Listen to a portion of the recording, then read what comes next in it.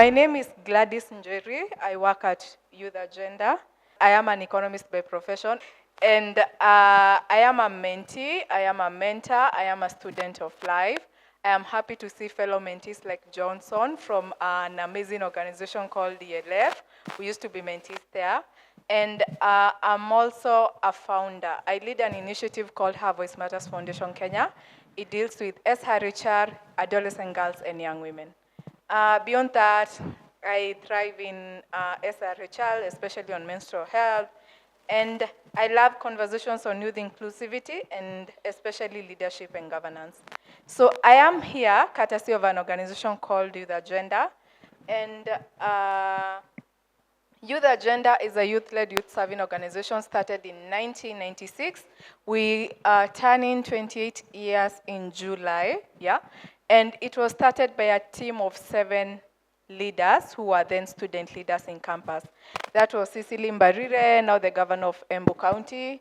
There was Mercy Nduku, Kepta Ombati, and other 4 leaders who started Youth Agenda due to they had noticed that there was no inclusivity of young people, especially in the leadership of the country, the national leadership.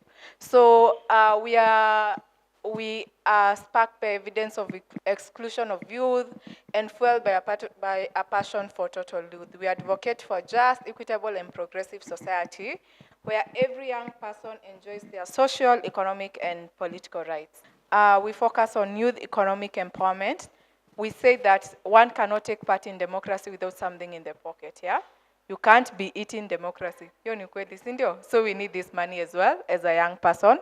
Youth participation, engagement, and representation. And finally, strengthen youth-led organization, and we're looking at localization. I am here courtesy of a program called Top 35 Under 35. And a basic history about this is we've realized so many young people are taking part in advocacy, yeah? Enhance advocacy by recognizing these people who are in these spaces and what they are doing, yeah? That's right. And celebrating these champions in these specific places. So due to this, Youth Agenda came up with a program called Top 35, Under 35, and it seeks to provide young people with an equal platform to showcase their creativity and innovation on national platforms. This is in line with the Sustainable Development Goals, in line with the development blueprints, like now we're talking of better, and other major,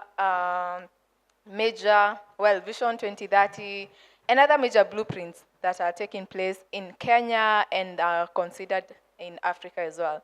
So Top 35 Under 35, it identifies, recognizes, and awards young people.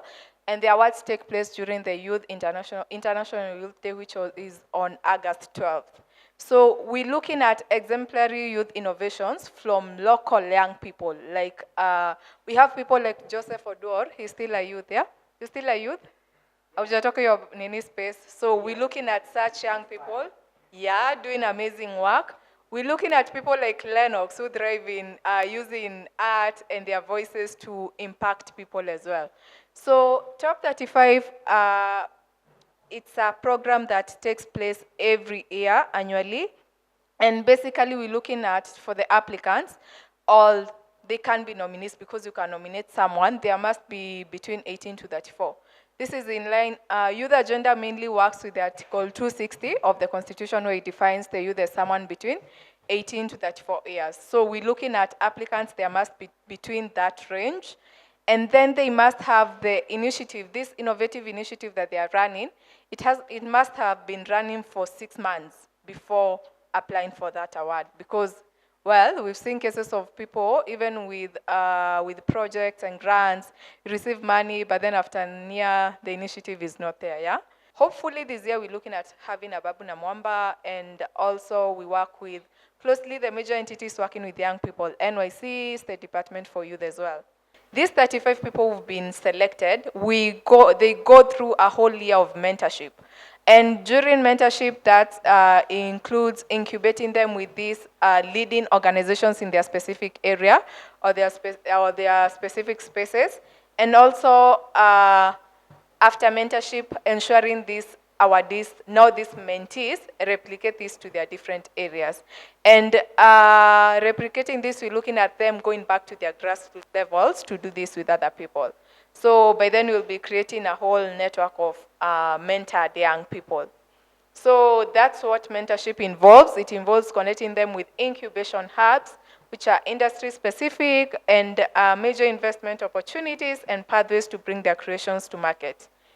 And recognizing that funding is a challenge, especially for organizations as well, it also involves exposing them to potential sponsors on national platforms.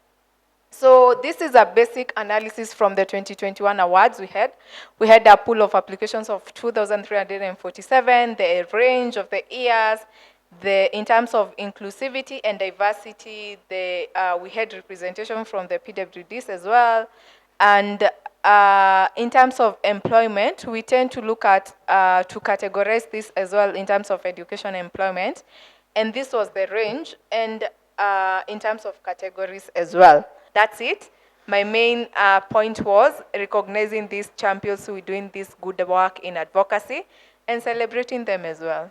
Any question? For people of the grassroots to get this information and also to apply, because with this one is such a great opportunity that will put a lot of significant and privilege for the awardees in this process.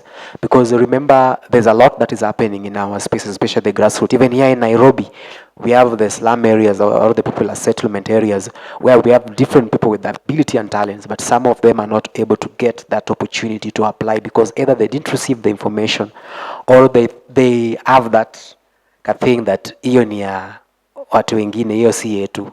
Hiyo hata tuki-apply, we won't get the recognition. Thank you. Is there any measurements you take to make a follow-up, like to quantify if really your awardees take back what they underwent, the trainings and everything, if they really take them to the community?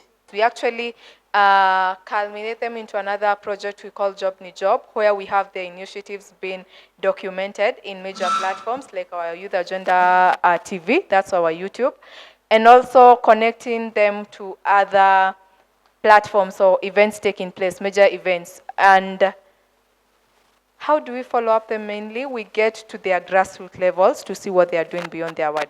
How do we access young people from all areas? I would like to tell you, especially in the 2021 awards, 5 awardees were from Kibra. The initiatives were, they were thriving in Kibra, and I tend to think the people in the informal settlements and in the rural areas have a better chance of having innovative initiatives compared to people in urban areas. And that's why compared to the applications we receive, these people are the most in the applications. And then it's even difficult for them to judge, for us to judge them, because they are really innovative in what they are doing. So we receive applications from all over, and especially from those areas, they tend to take the better positions. And then how do we access them? Like right now, when the call is going on, there's someone, our previous awardee who is from that area, that person is still spreading the gospel to those people, so they will still apply. That's another thing, the kind of impact you've created, we're using your initiative at your grassroots level.